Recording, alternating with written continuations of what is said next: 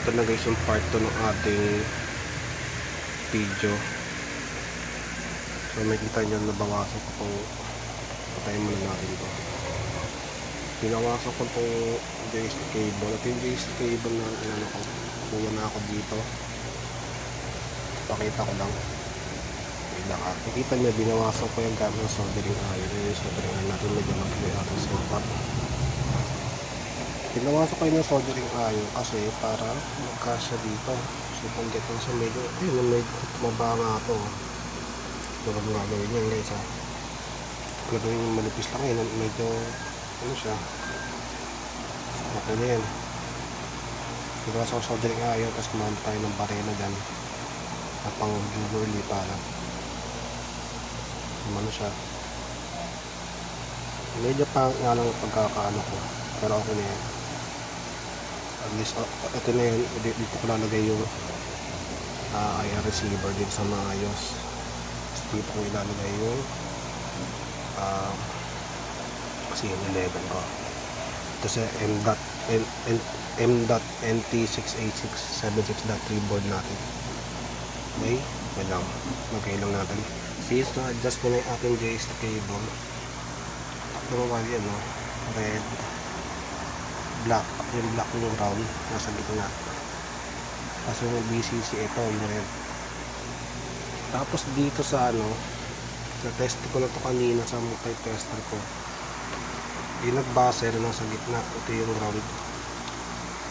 So ilalagay natin siya dito. Technically, saan? Lagay ko lang guys ha. Ayan, nalagay ko na.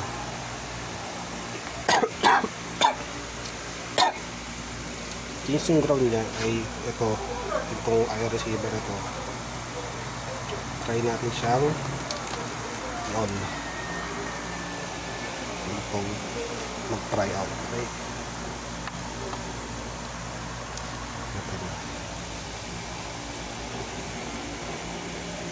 Bukan naman natin itong itayo, itong ating setup. Patry ko i-reset itong ating setup. Tinayo ko na siya guys. Ayan, nakita nyo ito yung ano, start ng converter. Try natin ito rin kung paano. Ilang. Set ko muna ito guys. Post natin yung video. Ayan, na-reset natin.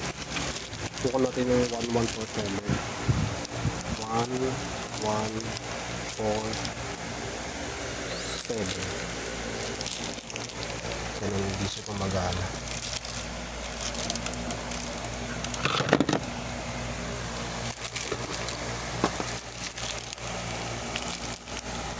So, ano natin ito? Pag pumagana yung receiver natin. Kami mali lang tayo. Ilakot muna natin itong ano, itong board natin. Off. Pause natin. Kasi ko muna yung remote. Kasi gumagana. Dapat gumagana yun. 1, 1, 4, 7. Ay.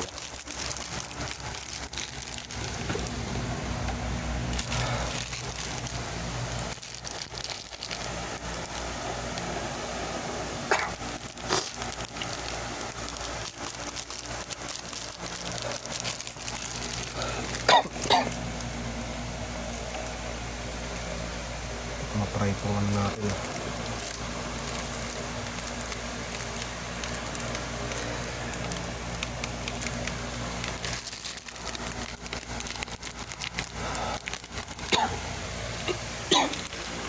So yun lang guys.